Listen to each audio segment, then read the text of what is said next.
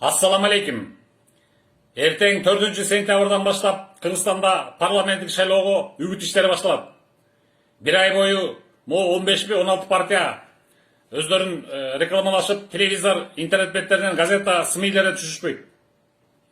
Андыктан Кыргызстандагы чындыкты сүйлөөчү символ катары мен силерге бул 15-16 партиянын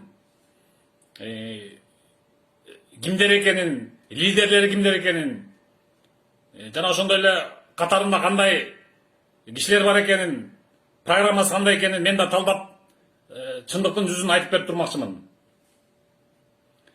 Ошондо bir ай бою как раз 15 партиябы, 16 партиябы черезден сүйлөп турат экен видеодон 5-7 мүнөттүк. Внимательно көңүл буруп коюңуздарды суранам. Сөздү адегенде алгач президенттерден баштасам, бывший жана азыркы.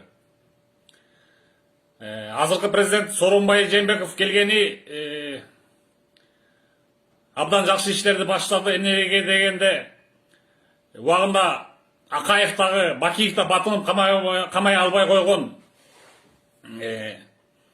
Атамбаевди, Алмазбек Атамбаевди камап салды. Бул анын жеке эрдиги жана абдан көрөгөчтүгү, кемеңгерлиги деп эсептейм. Эмнеге дегенде өзүңөр деле күбө болгула. Кокондон келген Шамасардын тукуму Алмазбек Атамбаев Кыргызстанга кылган кыянатчылыгын бирде президент же бирде жаран кылбаса керек.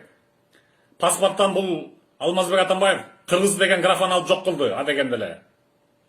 Андан соң кыянатчылыгы ушунчалык, мына азыр силер жек көрүп аткан партиялык системаны, партиялык шайлоону жана Кыргызстанды кыдыратып 50-60, 70, 100 партияга бөлүп жибергенди Кекебаев экөө адегенде баштап беришкен 13 жыл мурун.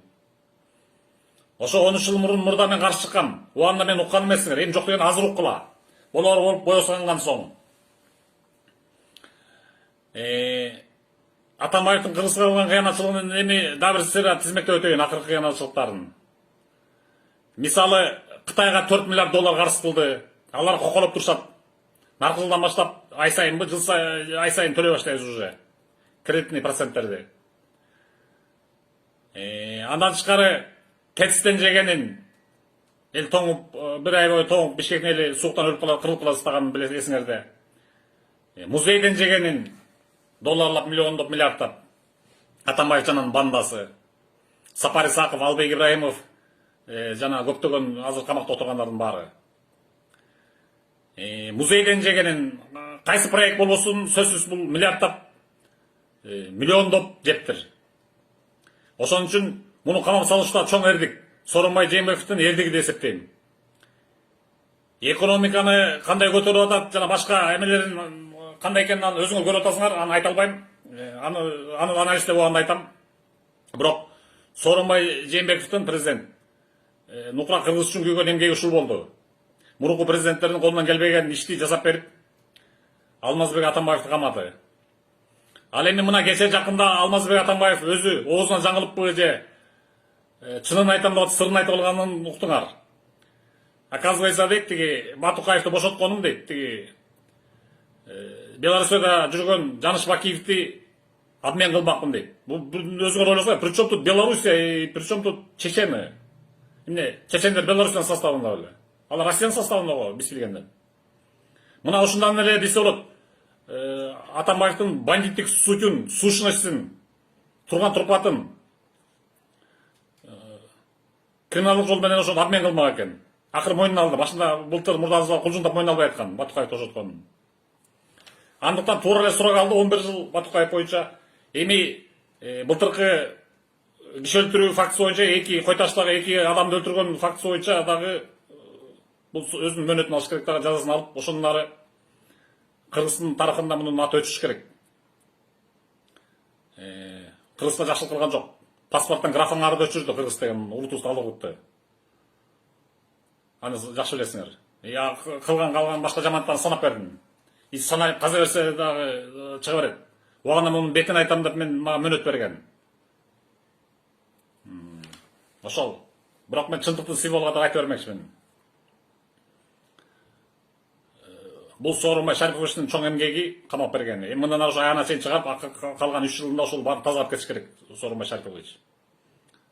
Биз ал кишиге жардам беришибиз керек ошол коррупция көрөшү боюнча. Эми эртеңки шайлоого шараңдап келе жаткан партиялардын үгүтчүлөрүнө жараша мен айтып атам го. Булардын ким экенин мен бүт баарын бирден айтып беремин. Терезеден чыгып турам буюрса интернетке.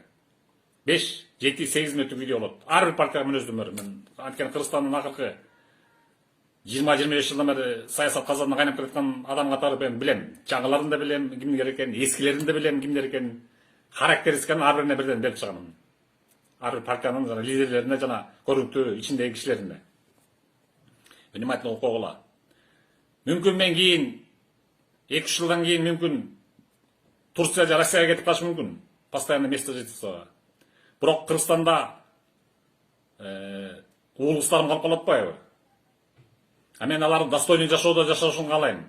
Достойный жашоодо жашашын каалайм мен. Ани азыркыдай Атамбаевден калган мураска, кийинки мурунку президенттен калган мураска калган азыркыдай развалина жашашын мен каалабаймын. Гүлдөгөн процветающий Кыргызстанда жашашын каалаймын.